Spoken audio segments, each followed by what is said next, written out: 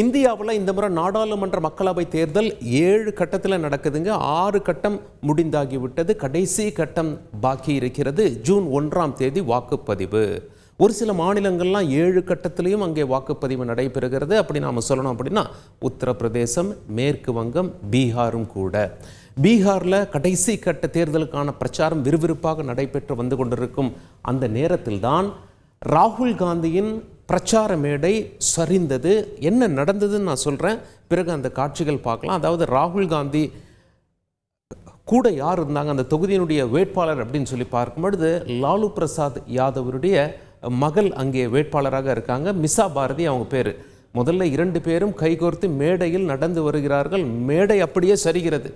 மீண்டும் சுதாரித்து கொண்ட ராகுல் காந்தி இன்னும் கொஞ்சம் தூரம் நடக்கிறார். மீண்டும் மேடை சரிகிறது. உடனே ராகுல் காந்தியோட பாடி கார்ட்ஸ் எல்லாம் என்ன சொல்கிறாங்க, வேண்டாம் சார், திரும்ப போயிடலாம் அப்படின்னு சொல்லி.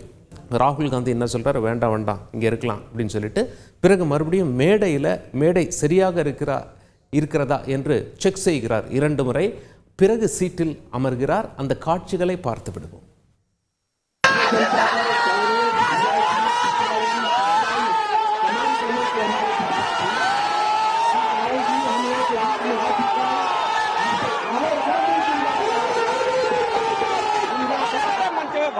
राहुल गांधी जिंदाबाद, तेजस्वी यादव जिंदाबाद, राहुल गांधी जिंदाबाद, तेजस्वी यादव जिंदाबाद, महागठबंधन जिंदाबाद, जिंदाबाद जिंदाबाद जिंदाबाद, तेजस्वी यादव जिंदाबाद, जिंदाबाद जिंदाबाद, जिंदाबाद जिंदाबाद जिंदाबाद, राहुल गांधी जिंदाबाद, जिंदाबाद जिंदाबाद, जिंदाबाद जिंदाबाद, मिसा भारती जिंदाबाद, जिंदाबाद जिंदाबाद, राहुल गांधी जिंदाबाद, जिंदाबाद जिंदाबाद। दोस्तों, अभी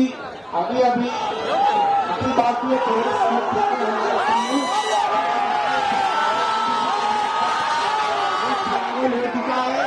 हमारे लोकप्रिय मुख्यमंत्री बाबू जी का आगमन हो चुका है और हमारे तमाम महागठबंधन साथी हमारे बिहार प्रदेश कांग्रेस समिति के प्रदेश अध्यक्ष जी का आगमन हो चुका है। हम सबको इस मंच पर उनका स्वागत सम्मान करते हैं। आज हम लोग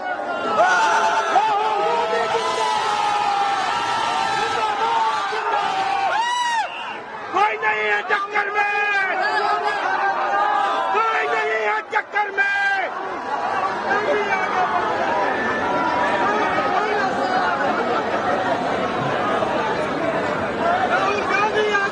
दोस्तों,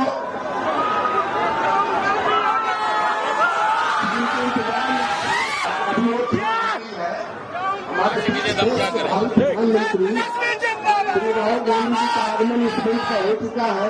कोई साथी अभी जहाँ कहीं भी हो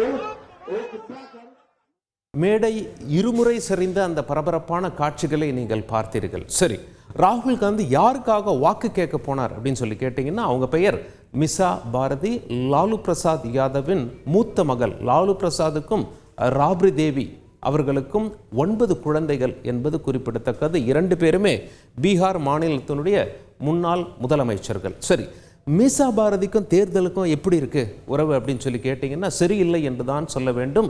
இருமுறை மக்களை சந்தித்து நாடாளுமன்ற மக்களவை தேர்தலில் வாக்கு கேட்டார்கள். ஆனால் மக்கள் இவரை வெற்றி பெற செய்யவில்லை. 2014 இதே தொகுதி தான், பாட்டலிபுத்ரா தொகுதி. பீகாரில் 2019 இதே தொகுதி தான், வெற்றி பெற முடியவில்லை. இவங்க கட்சியிலிருந்து விலகி சென்று நின்ற ஒருவர் பாஜகவிலிருந்து வெற்றி பெற்று விட்டார்.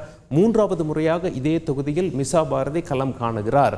அங்கே பத்திரிகையாளர்லாம் கேட்டிருக்காங்க, ஏன் நீங்கள் ஓட்டு போடலை மிசா பாரதி அப்படின்னா, இல்லைங்க, தேர்தல் நேரத்தில் தொகுதிக்கு பார்க்க முடிகிறதை தவிர மற்ற நேரங்களில் எதிர்க்கட்சி வேட்பாளரை போல் இவரை தொகுதியில் பார்க்க முடியவில்லை. எதிர்க்கட்சி வேட்பாளர் எந்த வீட்டில் எந்த விசேஷம் என்று பத்திரிகை வைத்தாலும் அங்கே இவர் காணப்படுகிறார். ஆனால் மிசா பாரதி ஒரு விஐபி போல வராங்க, விஐபி போல போகிறாங்க. அதனால்தான் அவர்கள் வெற்றி பெற முடியவில்லை என்று பத்திரிகையாளர்களிடம் அந்த தொகுதி மக்கள் செய்தியை பதிவு செய்திருப்பதும் குறிப்பிடத்தக்கது. இது ஒரு பக்கம் இருக்கையில் பீகாரில் மேலும் ஒரு சுவாரஸ்யம் என்ன அப்படின்னு சொல்லி கேட்டிங்கன்னா, பாஜக நிதிஷ்குமார் இவங்கெல்லாம் கூட்டணி அமைச்சு தான் தேர்தலை சந்திக்கிறாங்க. மேடையில் பேசிய நிதிஷ்குமார் என்ன சொல்லிட்டார் அப்படின்னா, மோடி மீண்டும் முதலமைச்சர் ஆகட்டும் என்று பேசிவிட்டார். எல்லாரும் அதிர்ந்து போனாங்க. அப்புறம் கரெக்ட் பண்ணுறாங்க, இல்லைங்க பிரதமர் ஆகட்டும் அப்படிங்கிறதுக்கு முதலமைச்சர் அப்படின்னு சொல்லிட்டீங்க. உடனே நிதிஷ்குமார் சொல்கிறார், ஆமாம் பிரதமர் தானே அப்படின்னு சொல்கிறாரு. என்ன இப்படி பேசிட்டாரு மேடையில் என்று சங்கடமாகிவிட்டது என்று மேடையில் உள்ள மற்ற கட்சியை சேர்ந்தவர்கள் பத்திரிகையாளர்களிடம் தெரிவித்திருக்கிறார்கள். அந்த காட்சிகளை பார்த்து விடுவோம். आज देश भर में 400 से भी ज्यादा सीट जीते और आदरणीय नरेंद्र मोदी जी फिर मुख्यमंत्री बने, देश का विकास हो, बिहार का विकास हो, सब कुछ हो। नरेंद्र मोदी प्रधानमंत्री तो है, वो तो प्रधानमंत्री तो रहबे करेंगे, तो उसके बाद हम तो ही कह रहे हैं कि वही आगे बढ़ेंगे. முக்கிய மந்திரி என்றால் முதலமைச்சர் என்று பொருள். முதலமைச்சர் என்று சொல்லிட்டீங்களே அப்படின்னு சொல்லி கூட இருக்கவங்களாம் கரெக்ட் பண்ணுறாங்க. பிறகு நிதிஷ்குமார் அணியினர் என்ன சொன்னாங்கன்னா, இல்லைங்க ஸ்லிப் ஆஃப் த டங், வாய் தவறி சொல்லிவிட்டார் அப்படின்னு சொன்னாங்க. எதிர்கட்சிகள்லாம் என்ன சொல்கிறாங்க, இவர் இப்படி சொல்லிட்டார்.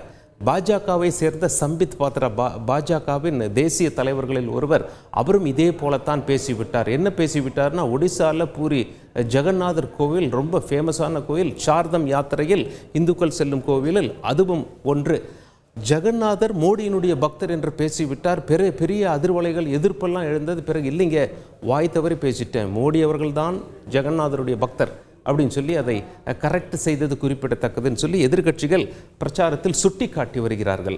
பீகார் மாநிலத்தை பொறுத்தவரை சீட்டுகளின் எண்ணிக்கையில் 4வது பெரிய மாநிலம். அப்போ முதல் மாநிலம் எது? உங்களுக்கெல்லாம் தெரிந்த உத்தரப்பிரதேசம் 80 சீட்டு. 2வது மாநிலம் எது? மகாராஷ்டிரா 48 சீட்டு. 3வது மாநிலம் எது? மேற்கு வங்கம் 42 சீட்டு. 4வது பெரிய மாநிலம் எது? பீகார் 40 சீட்டு. 5வது பெரிய மாநிலம் எது? நம் தமிழ்நாடு 39 சீட்டு. சரி, 4வது பெரிய மாநிலத்தை பற்றி நாம் பார்த்து வருகிறோம். இங்கே 40 சீட்டுகள்ல பாஜகவும் நிதிஷ்குமாரும் சென்ற தேர்தலில் கூட்டணி அமைத்து சந்தித்தார்கள். 39 வென்றெடுத்து விட்டார்கள். இப்போ பாஜகவுடைய எண்ணிக்கை நாடாளுமன்றத்தில் தேவைக்கும் அதிகமாக 30 சீட்டு வச்சிருக்காங்க. 2019 303 வெற்றி பெற்றார்கள்.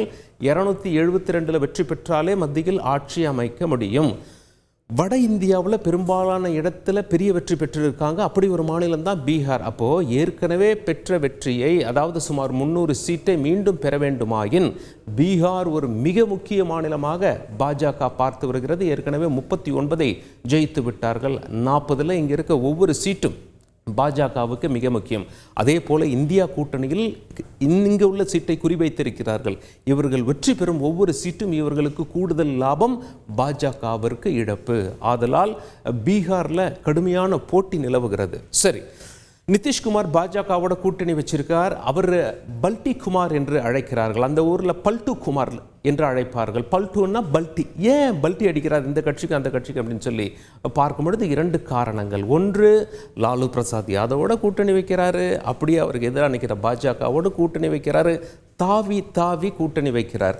2வது, இந்தியா கூட்டணி என்ற ஒரு மிகப்பெரிய கூட்டணியை காங்கிரஸோடு சேர்த்து 28 கட்சிகள் ஒன்றா சேருகின்ற கூட்டணியை உருவாக்கியவரே நிதிஷ்குமார் தான். ஆனால் அவரே தாவி விட்டார். தாவி அப்படியே யாருக்கு எதிராக உருவாக்கினாரோ அந்த கட்சியில் போய் கூட்டணி வைத்து விட்டார், பாஜகவோட கூட்டணி வைத்து விட்டார். இதனால் அவரை பல்டி குமார் என்று அழைக்கிறார்கள். இது தேர்தலில் தாக்கத்தை ஏற்படுத்துமா என்பதையும் நாம் பார்க்க வேண்டி இருக்கும். செய்திகளை உடனுக்குடன் தெரிந்து கொள்ள உடனே சப்ஸ்கிரைப் பண்ணுங்க.